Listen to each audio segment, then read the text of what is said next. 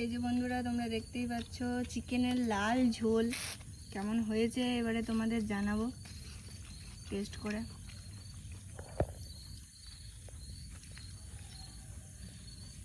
দারুণ, এই স্বাদের কোনো ভাগ হবে না।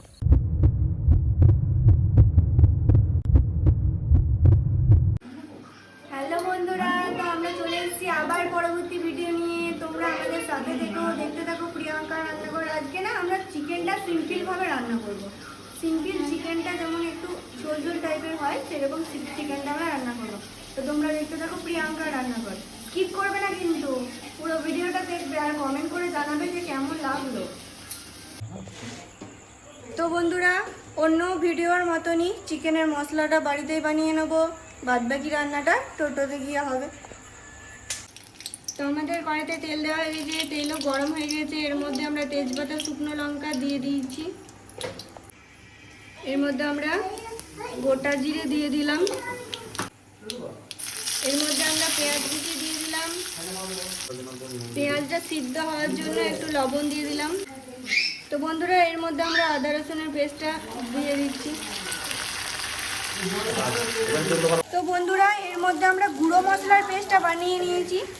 জিরে গুঁড়ো, ধনে গুঁড়ো, মিক্স মশলা, চিকেন কারি মশলা, কাশ্মীরি লঙ্কার গুঁড়ো সব দেওয়া আছে। তো এরপর আমরা এটা দিয়ে দিলাম। তো ভালো করে কষিয়ে নেবো মশলাটা। তো বন্ধুরা, এর মধ্যে আমরা দিয়ে দেবো কুচিয়ে রাখা ক্যাপসিকাম। এর মধ্যে আমরা দিয়ে দেবো স্বাদ মতো লবণ। এর মধ্যে আমরা হলুদ দিয়ে দেবো। এরপর আমরা স্বাদ মতো কাঁচা লঙ্কা দিয়ে দেবো কুচনো। তো বন্ধুরা, তোমরা দেখতেই পাচ্ছ মশলাটার কালারটা কীরকম এসেছে। তো সেন্টটাও দারুণ হচ্ছে।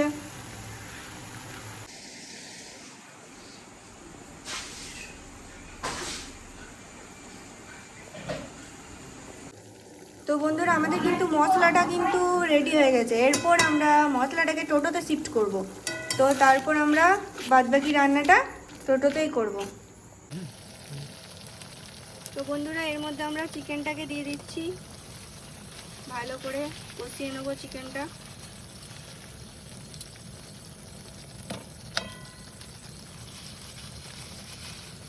পিসগুলো ভালো করেছে।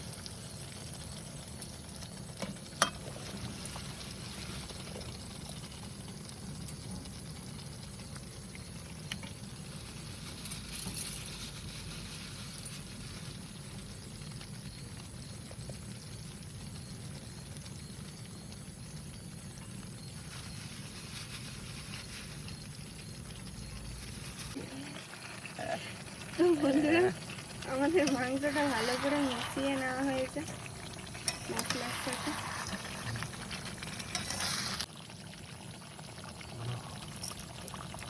এর মধ্যে আমরা চিনি দিয়ে দেবো।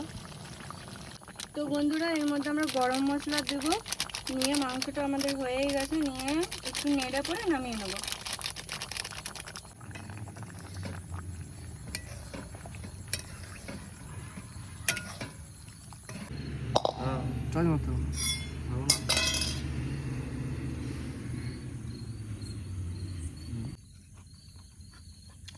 এই যে বন্ধুরা, তোমরা দেখতেই পাচ্ছ চিকেনের লাল ঝোল কেমন হয়েছে এবারে তোমাদের জানাবো টেস্ট করে।